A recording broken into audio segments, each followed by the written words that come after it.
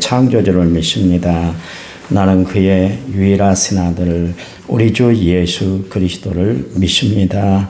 그는 성령으로 잉태되어 동정녀 마리아에게서 나으시고 본디오 빌라도에게 고난을 받아 십자가에 못 박혀 죽으시고 장사된 지 사흘 만에 추운 약 가운데서 다시 살아나셨으며 하늘에 오르시어 전능하신 아버지 하나님 우편에 앉아 계시다가 거기로부터 살아있는 자와 죽은 자를 심판하러 오십니다. 나는 성령을 믿으며 거룩한 공교회와 성도의 교제와 죄를 용서하는 것과 몸의 부활과 영생을 믿습니다. 아멘. 아멘. 찬송가 350장입니다. 찬송가 350장.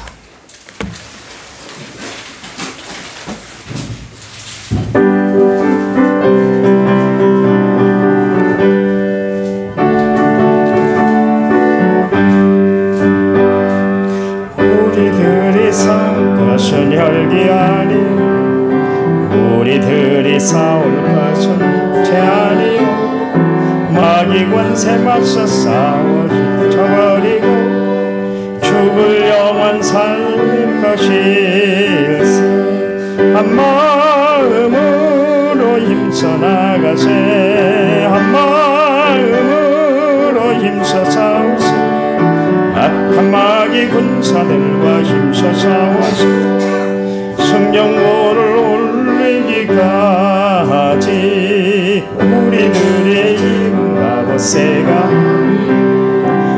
우리들이 가진 것은 강철 아니요 하나님께 받아가진 평화의 복 거룩하신 말씀이로다.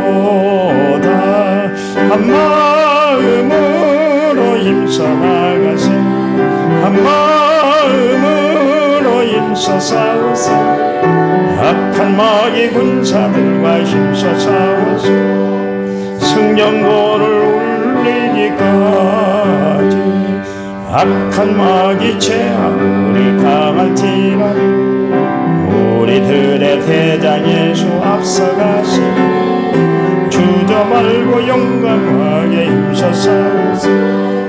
최후 승리 얻을 때까지 한 마음으로 힘써 나가세.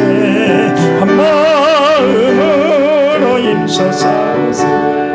악한 마귀 군사들과 힘써 싸워서 성령고를 올리기까지 죄악 중에 빠진 사람 죄를 이웃지 십자가에 달린 예수 믿기만 하며 위태한 데 빠진 영혼 구원 얻어서 천국 백성 될 것임일세. 한 마음으로 힘써 나가세. 한 마음으로 힘써 싸우세. 악한 마귀 군사들과 힘써 싸워서 성령고를 올리기까지. 아멘. 성경 말씀 봅니다. 시편 145편 1절과 2절입니다. 908페이지. 거기다 북마크 하시기 바랍니다. 시편 145편 1절과 2절입니다.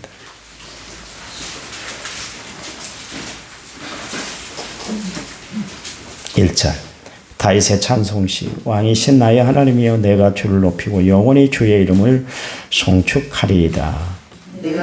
날마다 주를 송축하며 영원히 주의 이름을 송축하리이다. 아멘. 찬양 부릅니다. 찬양집 20번. 많은 사람들 새로 만든 찬양집 20번입니다. 난 예수가 좋다.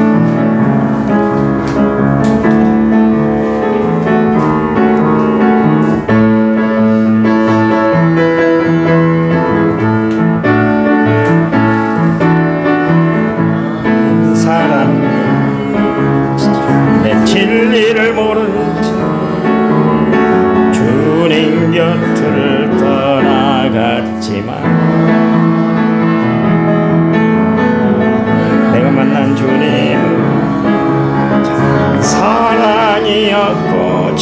힘이었고 소망이었소. 소망이었소. 난 예수가 좋다. 난 예수가 좋다.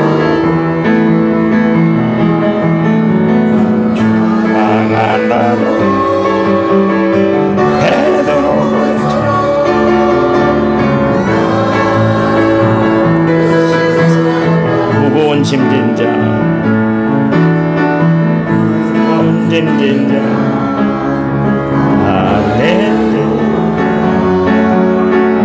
내가 너를 쉬게 하리라. 이 길만이 생명의 길, 참 복된 길이라. 항상 내게 들려주셨소.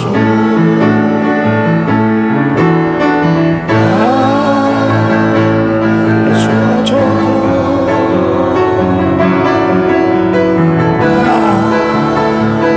예수가 좋다. 사랑한다도 고백처럼 예수를 사랑한다. 그대가 만일 내가 만일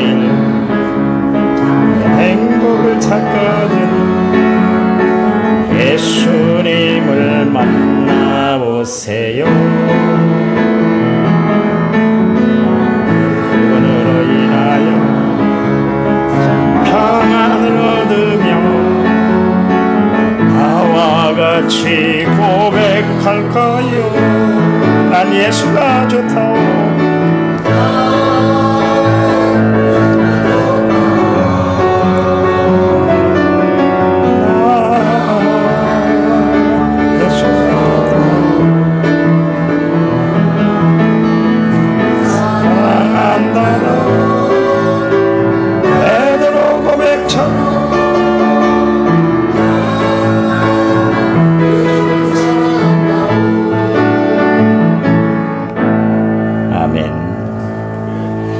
귀한 예물을 드렸습니다. 전북중앙지방의 장로의 수련에 감사하고 1,000번째 6,776번째를 제가 드렸습니다. 하나님 감사합니다. 은혜 가운데 장로의 수련을 잘 마치게 해주시니 감사합니다. 우리 지방에 속한 우리 장로님들이 있는 현장에서 최선을 다해 우리 장로님들을 통해서 교회가 부흥되고 하나님의 나라가 가까워지도록 역사해 주시기만을 원합니다. 수고한 우리 성도들에게도 하늘의 축복, 하늘의 역사로 가득 찬 삶이 되도록 도와주시옵소서. 말씀 들을 때 성령이 함께해 주실 줄 믿습니다. 예수님 이름으로 기도했습니다. 아멘. 우리 중심에 무엇이 있는가? 나는 마음에 무엇을 품고 살아가는가? 그게 참 중요하죠. 우리는 늘 마음 중심에 십자가를 품고 살아가는 성도들이 되어야 할 줄 믿습니다. 예수 믿는 우리에게 왜 십자가가 그렇게 중요한가? 십자가는 우리의 구원의 상징이고 구원의 능력이고 또 은혜의 표시이고 또 축복의 도구고 하나님의 사랑이 거기 표현되어 있기 때문에 그렇습니다. 십자가로 인해 내가 재용삼을 받았잖아요. 그래서 내가 구원받은 하늘 백성, 하나님의 자녀, 천국 백성이 되었기 때문에 그렇습니다. 내 평안의 삶의 모든 것 근원은 십자가에서 흘러내린 보혈의 피로 시작이 되는 것을 아시기 바랍니다. 날마다 우리는 십자가 앞에 가까이 나아가는 십자가를 붙들고 살아가는 성도들이 되어야 되는 것이죠. 그래서 바울이 그것을 알았어요. 그래서 나는 십자가를 표대 삼고 살아간다. 자신의 유일한 목표는 십자가가 표대다. 그렇게 이야기를 했습니다. 그래서 십자가만 바라본다. 난 십자가만 자랑거리다. 난 십자가만 의지하겠다. 나는 십자가 없이 난 살 수가 없다. 그렇게 고백을 했던 것이죠. 지난 시간에 말씀드린 것처럼 찬송가 151장에 보면 거기 하나님은 왕의 왕, 주께서 그랬는데 후렴교회 가면 십자가 내가 처음 볼 때 나의 마음에 큰 고통 사라져 오늘 믿고서 내 눈 밝았네 참 내 기쁨 영원하도다 그랬잖아요. 우리가 십자가를 바라보면 인생에서 당하는 모든 고통 어려움 시련들이 다 사라진다 그런 이야기입니다. 그래서 여러분 성경의 모든 사람들은 시련 중에 있을 때 십자가를 바라봤어요. 십자가를 붙들었어요. 십자가를 의지했던 것을 알 수가 있습니다. 또한 십자가는 내 눈을 밝게 만들지 않습니까?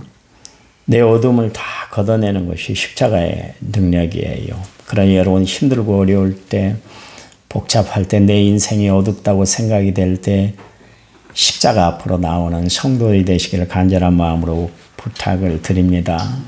십자가 앞에 나올 때만이 내 어둠의 껍질들이 다 벗겨지는 거예요. 내 영혼이 띄어져 하늘의 세계, 하나님의 나라를 우리가 바라보고 살아갈 수가 있기 때문에 그렇습니다. 그리고 십자가만이 우리의 영원한 기쁨이 돼요. 여러분 어디에다가 기쁨을 두고 살아가시나요? 하나님이 나에게 주신 유일한 선물이 있는데 그게 말하면 십자가예요. 그 십자가를 통해서 은혜를 체험하고 기쁨을 유지하고 하나님 앞에 영광 돌리는 삶을 살게 하기 위해서 하나님이 나에게 십자가를 허락해 주신 줄 아시기 바랍니다. 그러니 인생에 어려운 문제가 있을 때 힘들 때 여러분이 십자가 앞에 나오는 성도들이 돼야 돼요. 여러분 그냥 교회만 나오지 마시고 교회에 있는 십자가를 바라보고 살아가는 성도들이 되시기 바랍니다. 오늘 인생에 가장 어려운 일을 당했던 사람이 누구냐면 다윗입니다. 그가 숨막히는 현실에 처할 때마다 그가 찾았던 그가 의지했던 분이 계신데 그게 누구냐면 바로 하나님이셨어요.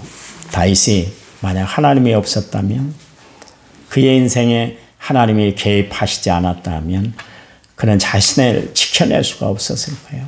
억울한 일이 얼마나 많았고 힘든 일이 얼마나 많았습니까? 그런데도 불구하고 고난의 담을 그가 뛰어넘게 되었고 시련의 강을 건널 수 있었고 불편을 감수하고 그것을 다 극복하고 이겨낼 수 있었던 비결은 뭐냐면 그에게 그의 중심에 하나님으로 가득 차 있었기 때문에 그래. 여러분 내 마음에 무엇으로 가득 채우고 살아가고 있습니까? 하나님으로 가득 채우고 살아가는 성도들이 되시기 바랍니다. 다윗의 많은 고백들이 있잖아요. 다윗의 고백을 들어보면 내가 눈을 들어 하나님을 바라봅니다. 여호와는 나의 힘이 되십니다. 여호와는 나의 목자가 되세요. 이런 고백들을 수도 없이 했던 것을 알 수가 있습니다. 그러니까 그 다윗의 신앙 고백을 통해서 다윗의 믿음을 우리가 살펴볼 수가 있는데요. 하나님이 그와 함께하는 삶, 하나님이 그의 삶을 개입해 주시고 인도해 주심으로 그 숱한 어려움을 다 이겨낼 수가 있었던 것을 알 수가 있습니다. 우리가 시편 145편을 읽었는데요. 1절, 2절을 읽었는데 다윗의 찬송시 그렇게 표절로 붙어 있습니다. 다윗은 본문에서 하나님을 향한 자신의 신앙을 지금 표현하고 있는 거예요. 다시 말하면 그가 하나님은 어떤 하나님이신가 그리고 하나님께 대한 자신의 고백과 결단이 시편 145편에 들어있는 것을 알 수가 있습니다. 우리는 수시로 하나님 앞에 우리의 고백을 드려야 되는 거예요. 하나님, 내가 하나님 사랑합니다. 나는 하나님만 바라봐요. 나는 십자가만 의지합니다. 하나님은 나의 전부세요. 날마다 이 고백을 드리고 살아가는 성도들이 되시기를 간절한 마음으로 부탁을 드립니다. 오늘 145편 서두에 보니까 나의 왕이신 하나님이여 그랬습니다. 다윗은 40년 동안 이스라엘을 통치했던 왕인데도 불구하고 자기를 왕이라고 표현하지 아니하고 하나님은 나의 왕이 되십니다. 그렇게 고백하고 있는 것을 알 수가 있습니다. 이스라엘 나라의 역대 왕들이 참 많았잖아요. 그 역대 왕들이 참 많았는데 북이스라엘에 19번의 왕이 있었습니다. 19왕이 있었습니다. 그리고 남유다는 20명이 있었습니다. 그래서 도합 39명인데요. 39명이 북이스라엘과 남유다를 그렇게 통치했는데 불구하고 그 중에 가장 하나님 마음에 들고 가장 모델이 되고 가장 모범이 됐던 사람이 누구냐면 다윗이에요. 다윗. 지금도 이스라엘 사람들은 다윗을 높이고 숭상하고 있잖아요. 제가 이야기했지 않습니까? 이스라엘의 국기 여러분 보시면 압니다. 별표로 이렇게 됐잖아요. 그게 다윗의 별이에요. 지금도 이스라엘 백성들은 다윗을 국기로 삼을 정도로 심볼로 그렇게 표현할 정도로 다윗을 높이고 있는데요. 그가 분명히 그렇게 존경받는 왕인데도 불구하고 자신의 하나님 앞에 이런 고백을 드렸어요. 하나님은 나의 왕이십니다. 내 앞에 다른 왕이 있을 수 없어요. 나는 하나님만 왕으로 삼고 살겠습니다. 그렇게 고백했던 것을 알 수가 있어요. 두 부류의 사람이 있습니다. 내가 왕이 되어서 살아가는 사람이 있고 하나님을 왕으로 모시고 살아가는 사람들이 있습니다. 다윗은 자신이 가지고 있는 모든 권능, 재량권을 송두리째 하나님 앞에 다 돌려드렸어요. 그래서 하나님을 향해서 이야기할 때 하나님은 나의 왕 되시는 하나님이십니다. 그렇게 고백을 하고 있어요. 오늘 여러분 하나님 앞에 잘 나오셨는데 이 아침에 하나님 앞에 이런 고백을 하시기 바랍니다. 하나님은 나의 왕이 되십니다. 왕이 되신다는 건 무슨 이야기예요? 하나님이 나를 다스려 주세요. 하나님이 나를 통치해 주세요. 하나님이 내 삶을 책임져 주세요. 그 고백이 거기 들어있는 거예요. 여기 다윗의 위대한 지혜와 신앙이 묻어있는 것을 알 수가 있습니다.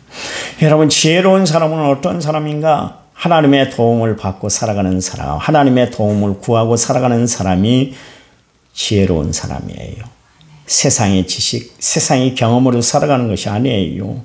하나님이 도와주셔야 되는 거예요. 참 믿음의 사람은 어떤 사람인가?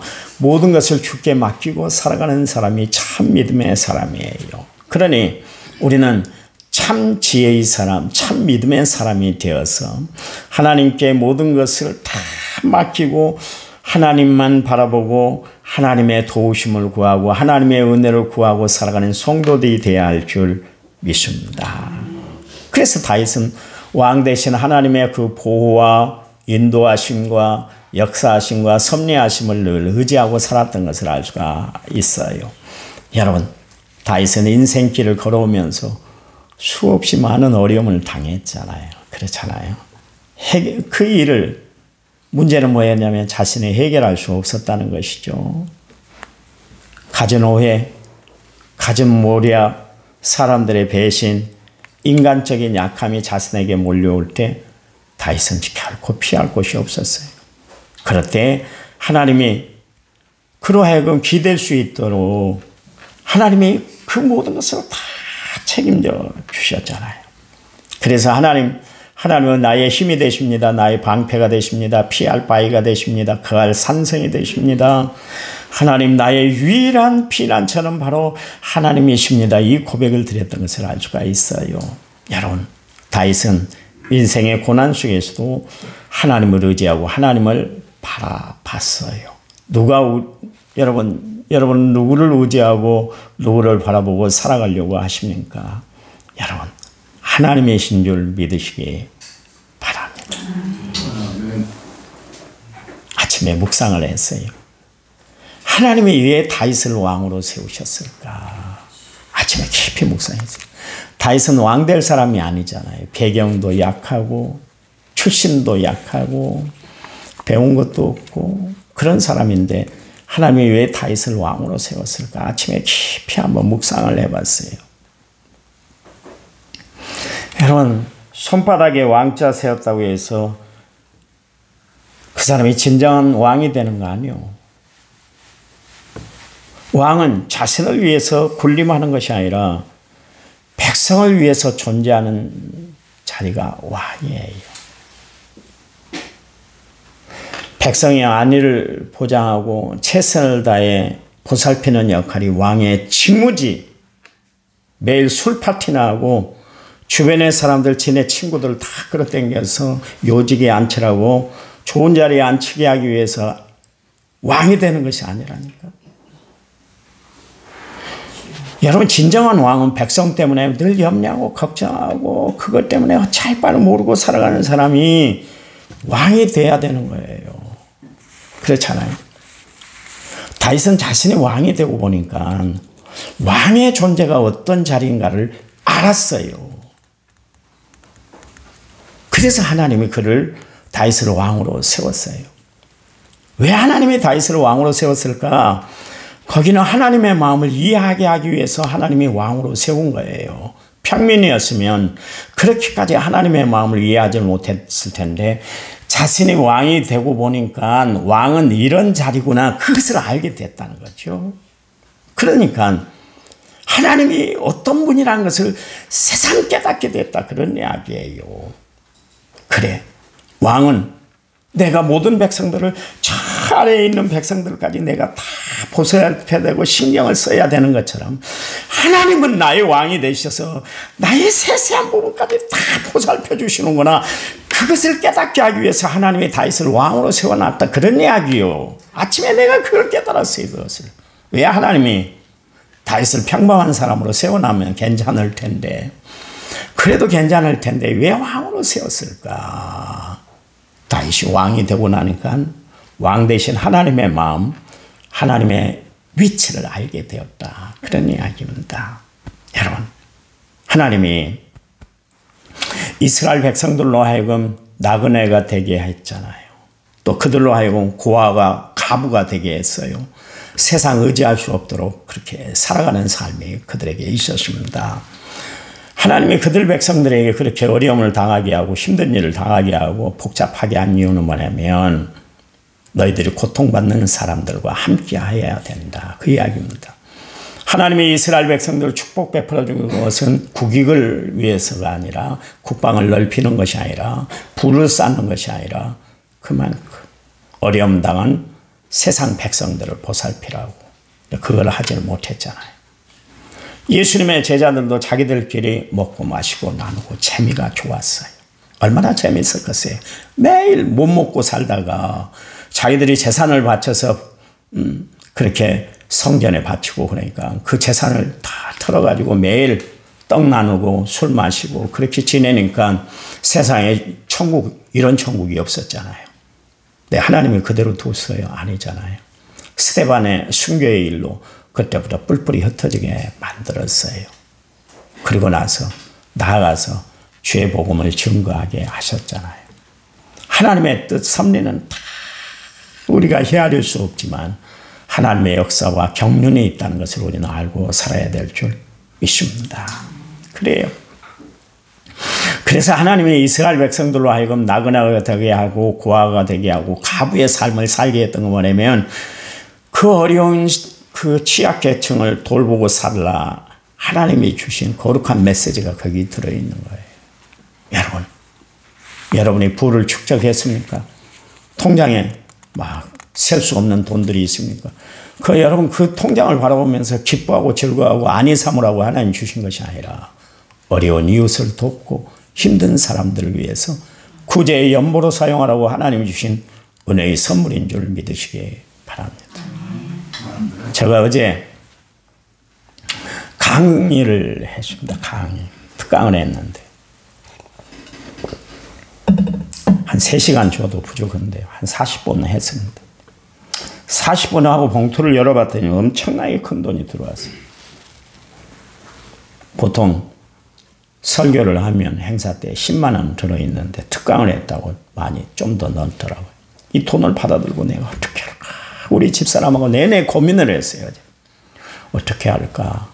빵을 사서 수고한 교인들을 나눠줄까? 그랬더니 노봉남 권사님이 걸리는 거예요. 1,000원짜리 빵을 사려고 하니까. 어떻게 할까? 어떻게 하면 좋겠어? 밥 먹는데 간식으로 감을 내가 오늘 제공해야 되겠어. 그런 이야기를 하면서 아침에 나오면서 그런 결심을 했습니다. 그 돈에 얼마를 띄어서 어제 수고한 찬양단에게 내가 오늘 기증을 해야 되겠다. 그 생각을 했습니다. 하나님이 나에게 부를 주신 것은 나 혼자 먹고 마시고 좋은 고기 먹고 좋은 데 가라고 주는 돈이 아니에요. 그렇잖아요. 나누어 주라고 주는 돈이에요. 난 그렇게 생각합니다. 여러분, 하나님이 나에게 좋은 재능을 주신 것은 나누라고 주신 거예요. 하나님이 나에게 좋은 것을 주신 것은 나만 누리고 살라고 하나님이 주신 것이 아니라 나누고 살라고 하나님이 주신 것인 줄 믿으시기 바랍니다. 그래요. 하나님이 요나로 하여금 물고기 뱃속에서 고통당하게 하신 이유는 뭡니까? 생명의 소중성을 깨달으라고 하나님이 그에게 고난을 주셨어요. 한 영혼을 소중히 여기시는 하나님, 그 하나님의 마음을 알게 하기 위해서 하나님은 요나를 물고기 뱃속에 갇히게 하셨고 고통당하게 하셨던 것을 알 수가 있습니다. 하나님은 지금 나와 함께 하시는 분인 줄 믿으시기 바랍니다. 여러분, 고난의 현장에 나와 함께 하시는 하나님, 어려운 가운데 있을 때 나와 함께 하시는 분이 하나님인 줄 아시기를 분명히 이 시간 여러분에게 부탁을 드립니다. 다윗, 여기 보세요. 하나님 앞에서 그가 결심한 게 있습니다. 여기 보니까 1절과 2절, 내가 왕 되신 하나님을 높입니다. 내가 영원히 하나님의 이름을 송축하겠습니다. 그러니까 다윗은 하나님을 높일 수 있는 모든 단어를 다 동원해서 지금 하나님을 높이고 있는 것을 알 수가 있어요. 얼마나 하나님 앞에 자신의 마음을 드리고 싶었던지. 1절에 주를 높이고 영원히 주의 이름을 송축할 것입니다. 2절에 주를 송축하며 영원히 주의 이름을 송축할 것입니다. 3절에 크게 찬양할 것이라. 4절 크게 찬양하며 7절에 주의 의를 노래하리이다. 10절에 주를 송축하리이다. 21절 말씀에 그의 거룩하신 이름을 영원히 송축할지어다 그랬습니다. 다윗은 오직 하나님을 찬양하고 높이고 송축하는 일에 최선을 다했다. 그런 이야기입니다. 여러분, 우리가 하나님 앞에 드릴 게 뭐예요? 찬양 드리는 거예요. 그래서 여러분, 찬양 드리는 시간은 찬양단만 그렇게 팡팡 뜨는 것이 아니라 여러분도 그 찬양을 같이 부르면서 정말 마음의 기쁨을 가겠다고 고백하는 시간이 되어야 할 줄 믿습니다. 왜냐하면 하나님은 찬양 받으시기에 합당하신 분이기 때문에 그렇습니다. 하나님, 우리의 찬양을 받으시기에 합당하신 하나님인 줄 믿습니다. 그 하나님을 바라보고 믿음 안에서 날마다 승리하는 저희들 되도록 도와 주시옵소서. 예수님의 이름으로 기도했습니다. 아멘. 합심해서 기도합니다.